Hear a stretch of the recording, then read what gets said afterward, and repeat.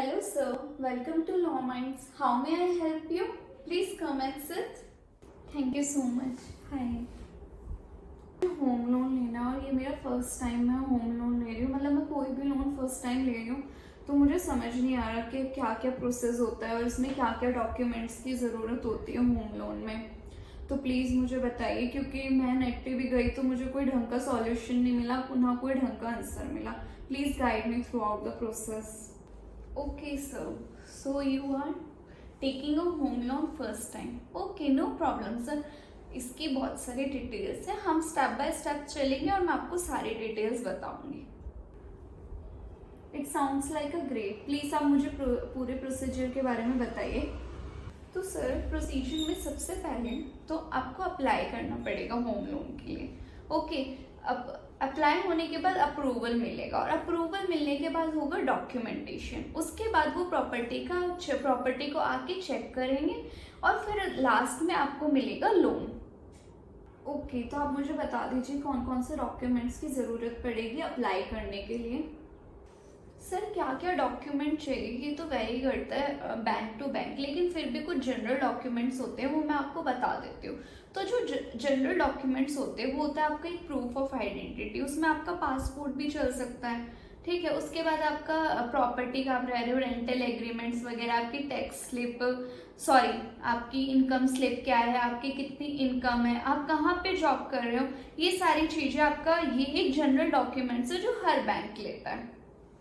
Application approved होने के बाद क्या होगा, आपका अप्रूवल हो जाता है, उसके बाद होता है डॉक्यूमेंटेशन। उसमें फिर बैंक को आपके डॉक्यूमेंट्स चाहिए होंगे, जैसे कि आपकी सेल डीड हो गया, ओके, प्रॉपर्टी वेरिफिकेशन डॉक्यूमेंट्स हो गए, और आपकी पर्सनल आइडेंटिफिकेशन और आपके कुछ फाइनेंशियल डॉक्यूमेंट, जिससे आपका थोड़ा रिकॉर्ड पता लग जाए। Depends on the bank to bank sir, हर बैंक के अलग अलग होते हैं।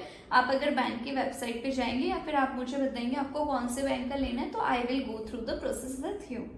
और वो जो आपने अप्रेजल बताया था ना, उसका क्या मतलब है? नेक्स्ट स्टेप जो सर आप पूछ रहे हो अप्रेजल, उसमें ये होता है कि बैंक की तरफ से एक इंसान आएगा, एक पार्टी आएगी, चेक करेगी आपकी वैल्यू क्या है प्रॉपर्टी की, और जो आप लोन ले रहे हो that is equivalent to that value और नॉट, और जो मार्केट में वैल्यू प्रॉपर्टी की चल रही है वो इक्वल है या नहीं है।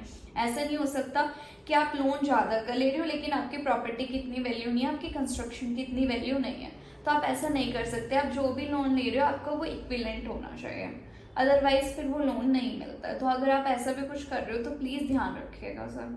And what about the loan disbursement, हमें का मतलब कि कब तक लोन मिलेगा, उसके बाद सारा प्रोसीजर होने के बाद, इन सब प्रोसेस के होने के बाद लास्ट होता है लोन डिसबर्समेंट। उसमें ये होता है कि जैसे ही आपका सारा अप्रूव्ड हो जाएगा, सीधा जो पैसे होंगे वो सेलर के अकाउंट में बैंक क्रेडिट कर देगा, डायरेक्ट सेलर के अकाउंट में पैसे पहुंच जाएंगे और आपका लोन सर फिर शुरू हो जाएगा।